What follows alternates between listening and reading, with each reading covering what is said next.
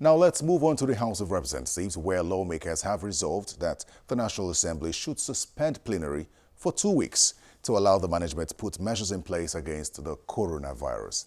Interestingly, no date has been set for that suspension, and since the resolution is to shut down the entire assembly complex, it would require a Senate resolution as well, or at least the approval of the leadership of the Senate. But that did not come up at the Senate in the week under review. In fact, the Director General of the Nigeria Center for Disease Control has since asked the House of Representatives to call off the planned suspension of plenary, saying it will create unnecessary fear among the public. Let's take a look at that and other stories from the Green Chamber. On Tuesday in the Green Chamber, there was only one motion of urgent public importance, and it was on COVID-19.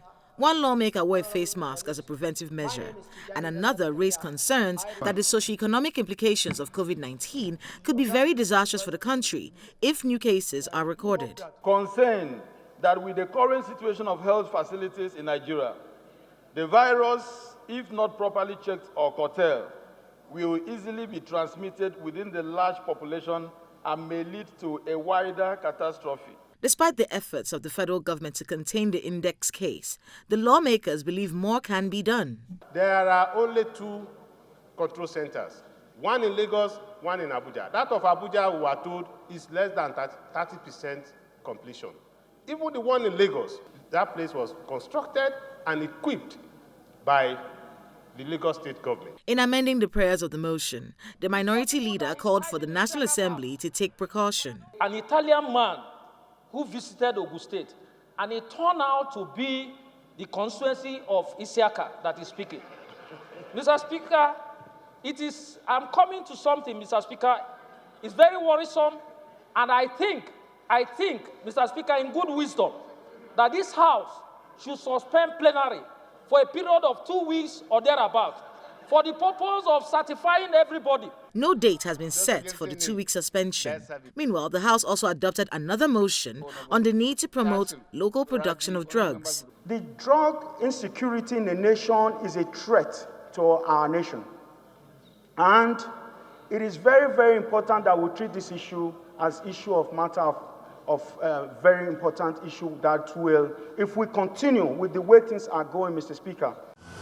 The dwindling global price of crude oil, which in the last week has toggled between $47 and $51 per barrel, was a source of worry for lawmakers in the House of Representatives on Thursday, majorly because of the $57 per barrel benchmark on which the 2020 budget is predicated. The lawmakers were also worried about other sources of revenue which are supposed to fund the budget. Let me give you an example.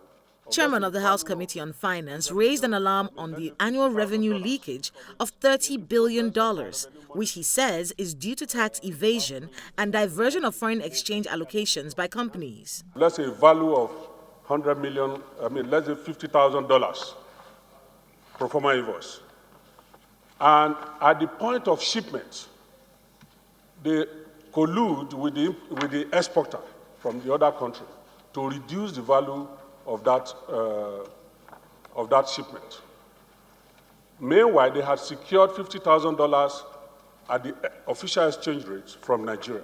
According to Mr. Faleke, these companies pay less custom duty based on the fraudulent reduced value of the shipment. At the end of the year, when they have to prepare their final accounts, they of course inflate that value of the equipment in order to take capital allowance, so thereby reducing the company income tax 30%, which they are supposed to pay, and they have also taken advantage of reduced import duty. The lawyers were upset that this has been allowed to go on for many years. The window for this type of corruption has been set up by a factor or different factors, some of them being legislative oversight, and I also believe that the central bank would need to streamline the window for our foreign exchange policy. Mr. Speaker, even the Minister of Finance was making some pronouncements and declarations that our budget 2020 may have to be reviewed in the light of dwindling chances, economic chances of the budget, which means we really need to stand on our feet to see how we can really implement the projections in the budget as they were. That periodically The House then directed its committees on finance, banking and currency to look into the various originating documents maintained by the Central Bank of Nigeria, other banks, forex dealers, Federal Inland Revenue Services, importers and others, and to recommend penalties as a deterrent to others. Those in favor, please say aye. The House of Representatives on Thursday mandated its Committee on Interior to investigate alleged extortion, passport racketeering, and corrupt practices by the Nigerian Immigration Service. The House is disturbed that the collection of cash by immigration personnel instead of payment through remitter, which is the official TSA payment channel, is in gross violation of the policy of the federal government. The lawmakers fear that the rising trend of passport racketeering could expose the country to foreign criminals who may take advantage of the corrupt practice to acquire Nigerian passports and commit crimes that could tarnish the country's image. The House of Representatives has considered and approved the report of its Committee on the Niger Delta Development Commission on 346.4 billion naira NDDC budget for 2019. Of the total budget, 22.3 billion naira is for personnel cost, 13.5 billion naira is for overhead expenditure, 4.1 billion naira is for capital expenditure, and 305.5 billion naira is for development projects. Meanwhile, a bill for the establishment of the South-South Development Commission has also scaled second reading in the House of Representatives. The bill is one of the Zonal Development Commission bills being introduced by Parliament, following the establishment of the Northeast Development Commission to rebuild the Northeast Zone after damages caused by Boko Haram insurgents. Yes, sir. A few bills scaled second reading in the Green Chamber.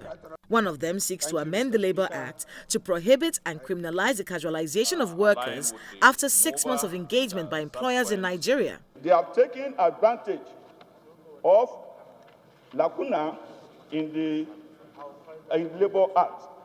And this amendment is seeking to, one, abolish casualization and also criminalize casualization. Another bill which scaled second reading is for the establishment of a Federal College of Education, Umunnochi, Abia State, to provide full-time courses, teaching, instruction, and training in technology, applied science, arts, social sciences, humanities, and management.